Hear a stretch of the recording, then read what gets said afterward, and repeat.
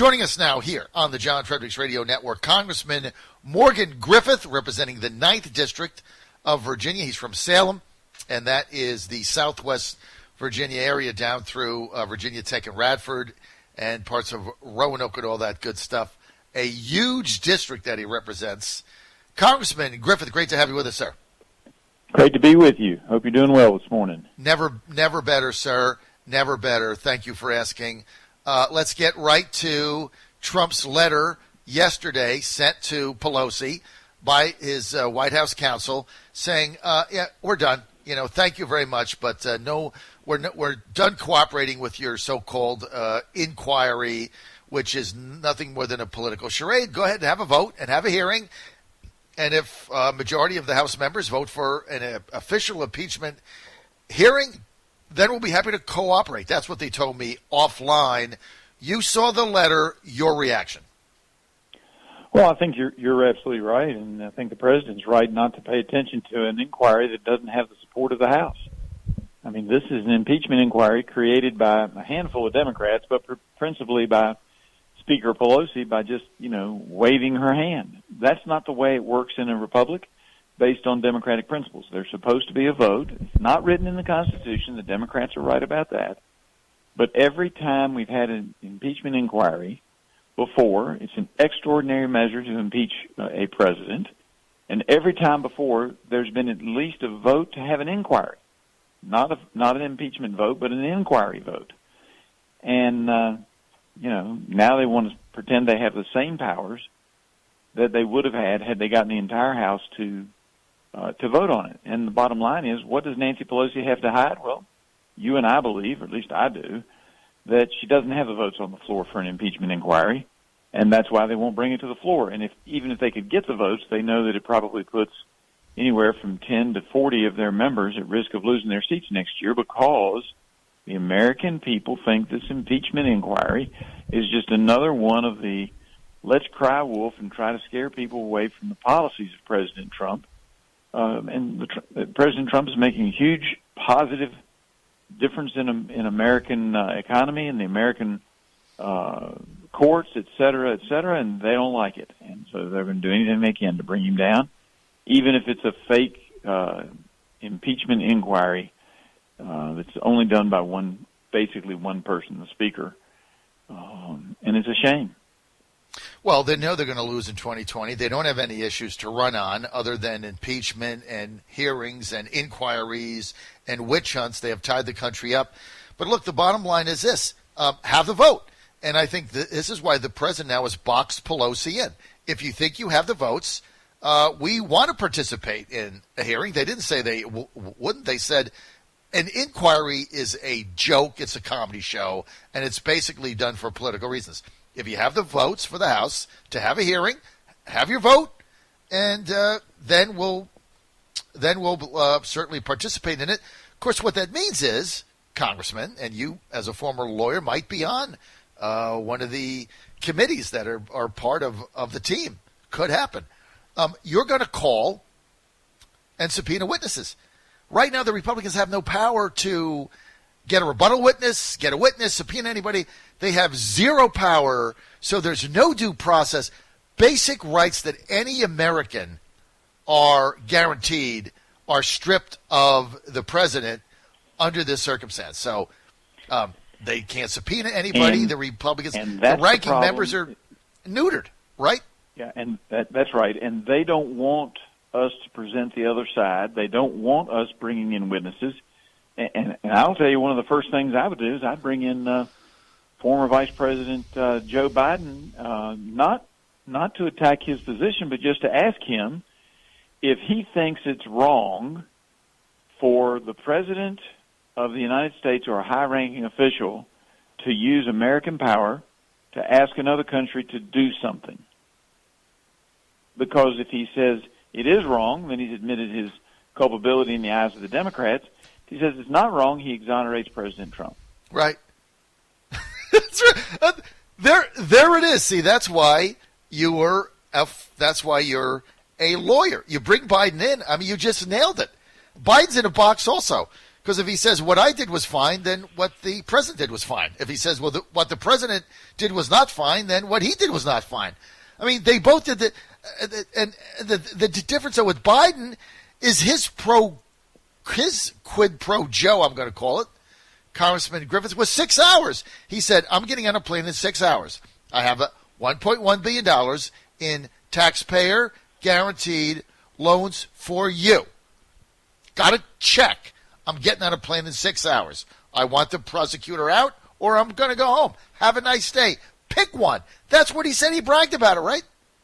Yep, he sure did. And this is not from some, third party trying to put innuendo or put some words into his mouth. The video is very clear. He stated it publicly on the record in front of the Council on Foreign Relations and said that's what he did and didn't seem to have any qualms with it whatsoever. And, of course, the Democrats haven't called for him to get out of the race, nor have they called for the 3 senators who asked the chief prosecutor in Ukraine to investigate actions of Trump in relationship to Manafort. There's been no censure of them either. I mean, these kinds of things happen on a fairly regular basis. People can disagree whether we should do it, whether we shouldn't do it, whether this act should happen or that act should happen. But this is not an impeachable offense. This is the way strong governments, strong nations have dealt with each other throughout time immemorial. And if we give up the authority of the United States president to ask other countries to do things, then we have a problem. Now, the Democrats would say, yes, but he was going after an internal political rival. The problem is this whole thing started because Joe Biden asked them to stop an investigation in which his son was being investigated or his son's company was being investigated. Now, I don't know whether his son did anything wrong, but any attorney will tell you that if you have a direct family member involved in a major issue, you stay away from that. You don't touch that with a 10-foot pole. So at the very least, we have Joe Biden doing something that was inappropriate. But it wasn't the fact that he was asking them to do something on behalf of the United States. It's because his son was involved. It's because his son was being investigated. That's what makes that so improper, not the conduct of asking nations to do things. We do that all the time. So what you're saying is if Hunter Biden had not been involved in this and he was never there, he was never paid $166,000 a month is now what we understand he's been paid. First it was $50,000, now went up to $166,000 a month. If he had never been paid that, then if Biden sat there and said, look, we're concerned about the corruption that's going on and we don't like this prosecutor and get him out, that would be one thing. But the prosecutor was investigating his son who took this money from this company for nothing in order to, one can say have influence, no different than the Clintons taking all the money for the Clinton Foundation, Bill Clinton getting, hundreds of thousands of dollars for 20-minute speeches after the uranium deal.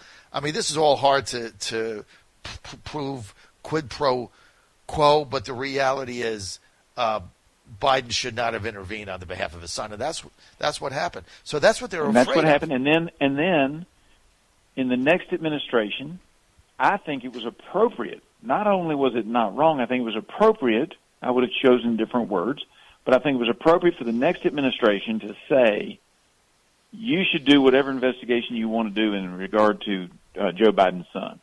You check into that. Do whatever you want to. It would have been nice if the president had said, all we want you to do is to determine what is appropriate and just under your laws. We'll take a look at our laws. You take a look at your laws. If he had just said that, we wouldn't even have this because they'd be too afraid of it. I think they made a big mistake anyway. But I think it's absolutely appropriate when one administration has somebody so closely involved and their point person is asking them to stop an investigation for the next administration to say, start your investigation up, let the ends of justice lead you wherever they will. Exactly. Well, let me ask you this, Congressman Morgan Griffith here on the John Fredericks Radio Network. If Pelosi is boxed in and she has to take a vote on a hearing, your take right now, does she have the votes, yes or no? I don't think she has the votes right now. No, I think she could go out and wheedle and cajole, and she might be able to get the votes. But if she does, we will definitely take control in 2020. And, in fact, the inquiry that she's doing may give us control of the House again, because the American people and polling data that's not Washington Post polling data indicates that independents in battleground districts don't think this is a good move. Now, some of them don't like President Trump, but they think you take care of that at the ballot box and not with some crazy inquiry or impeachment. And I think it's damaging her members, particularly those in battleground seats, a couple of which are in Virginia. And if they are forced to vote for an impeachment inquiry, it will be a big deal in their races, and probably means that those Democrats in those marginal districts lose. I think she's boxed in. I think this letter completely put her in a difficult situation, because if she doesn't have the vote, the left-wing base that is basically controlling her party right now, the AOC squad, social justice Democrats, are going to scream bloody murder. They're going to demand a vote. And then what is she going to do? Block it? She's going to have a vote. And if she has a vote, it's a lose-lose. She has a vote, it passes. She's going to have to give up the gavel. She'll get creamed. If she has a vote and it doesn't pass, then the whole thing is exposed for the fraud that it was. I mean, this letter, I think, if you ever play chess, this is like a checkmate move. I don't know what she's going to do. She can continue to scream and holler, and Maxine Waters can go on CNN. I don't know what they're going to do. Okay, let's move on. Just finally, do you think she'll have a vote or not? I don't think so, but she's not in complete control of the House.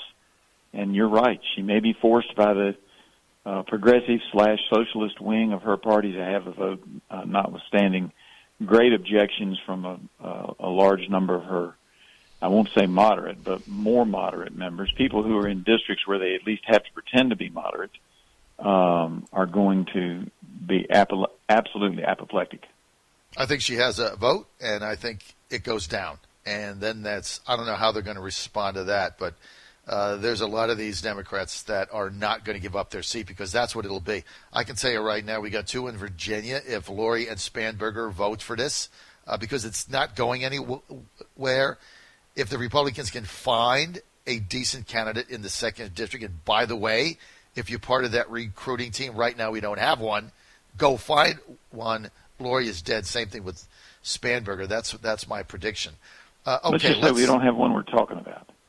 Well, then somebody better send me a confidential email, because I'm starting to wring my hands over it, and maybe you can do that, and I can just back off. But right now, there's nobody in the 2nd district I see who is capable of winning. So if you have somebody off the record, let me know. All right, let's move on.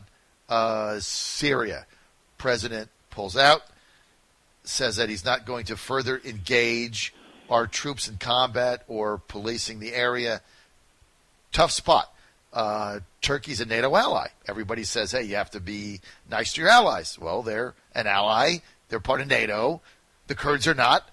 And so the president says, look, I campaigned to get out. I'm getting out. We'll let the chips fall where they may. The swamp monsters, neocons, and warmongers have gone absolutely ballistic over this move. What say Morgan Griffith? Well, and, the problem is you have two rights, two good things, and unfortunately they're in conflict.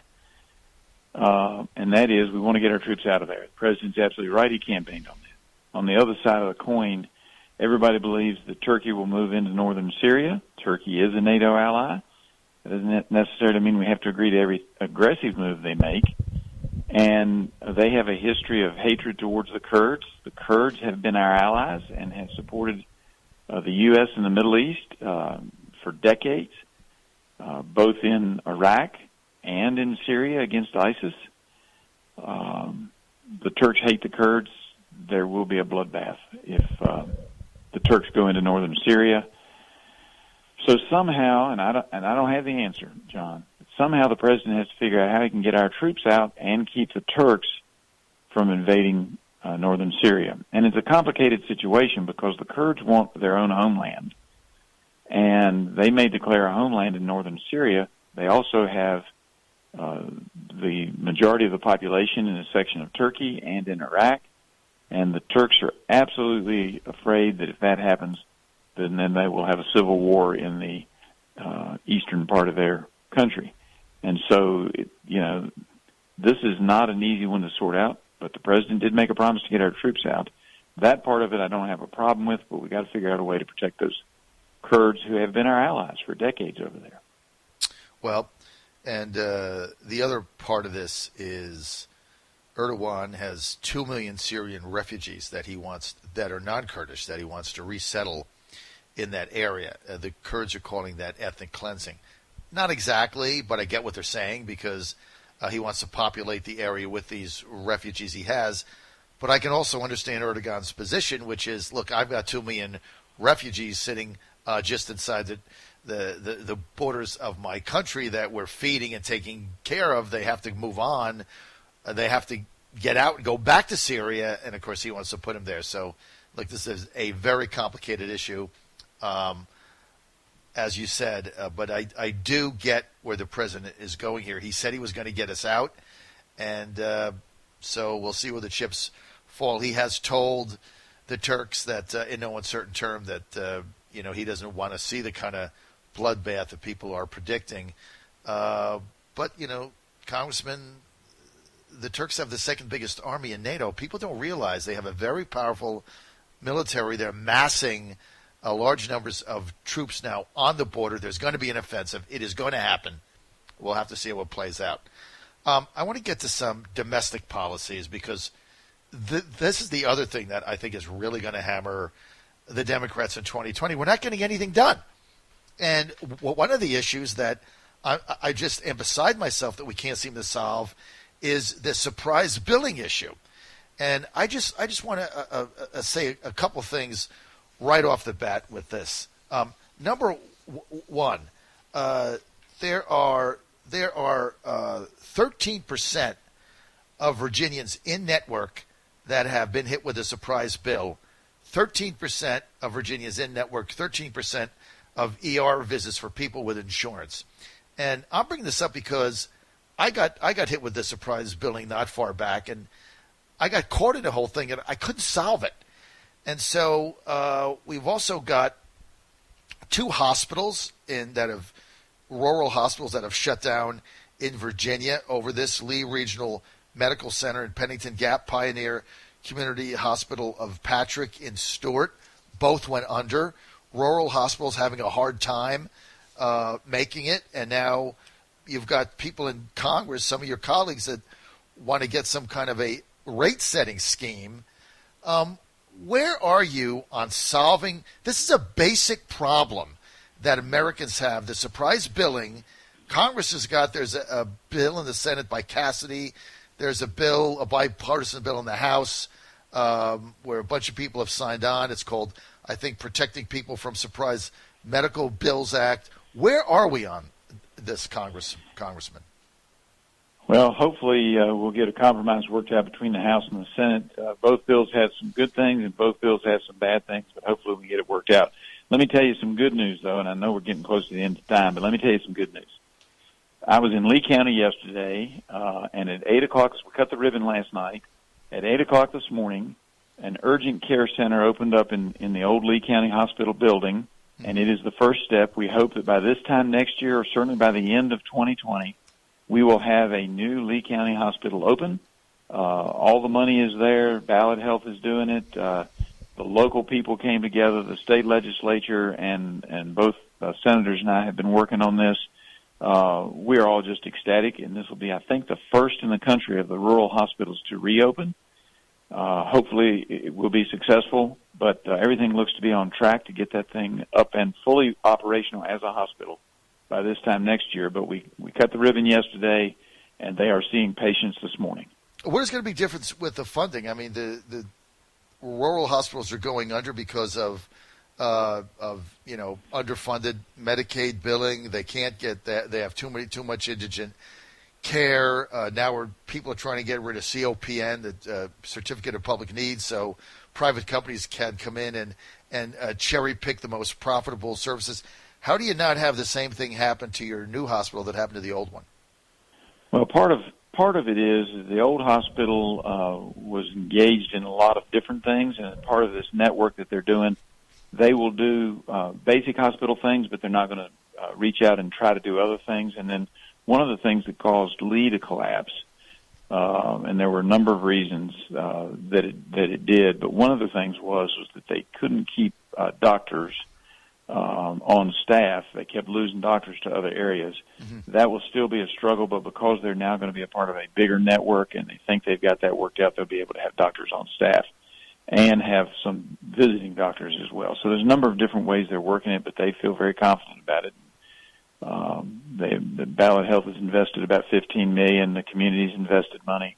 So it's got real potential, and we're excited and hoping that this will be a model for other rural areas to reestablish their hospitals as well. But first, we got to get it fully done. This is a big issue. Rural hospitals that are closing down is a big issue. I'm glad finally you got something done, and I commend you for doing that in Lee, for Lee and the Pennington Gap area, which is where many of your constituents are.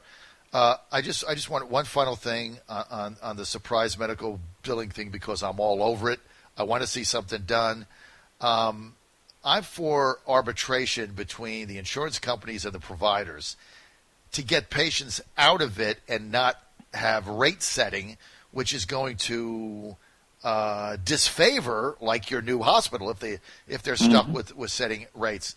It seems to me that I've read these bills. The Cassidy bill in the Senate is the one calling for independent arbitration. I don't want to be in the middle of that. Having just gone through it myself, I don't want to be arbitrating it between me and my insurance company. I just want it done for me.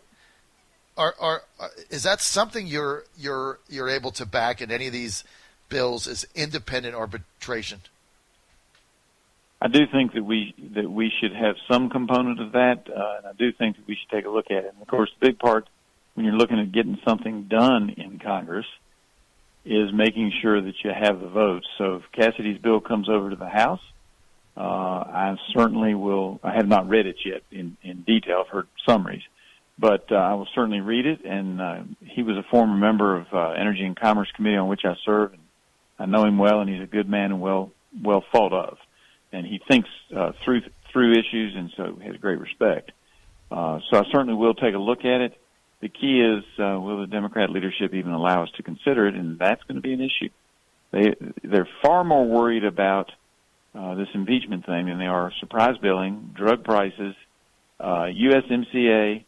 You just go down the list of things that need to happen. Now, I think we might get USMCA up here in the next couple of weeks, only because they're getting so much pressure for not getting anything done. I think they may try to get something off the table, because that's a pretty easy lift from what I can tell. Here's two things that the House can do with Pelosi in a bipartisan manner.